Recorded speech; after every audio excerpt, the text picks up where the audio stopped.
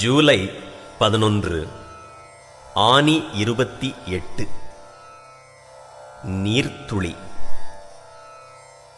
என் ஆருயிரே, உன் போதத்தாலே நான் உயிர் வாழ்ந்துள்ளேன்.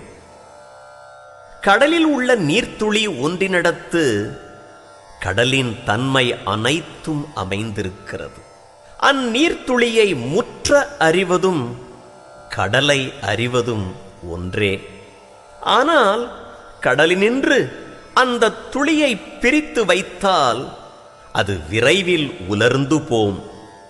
அதை காப்பாற்ற யாராலும் முடியாது. நீர்த்துளி போன்றவன் மனிதன், கடல் போன்றவர் கடவுள். மனிதன்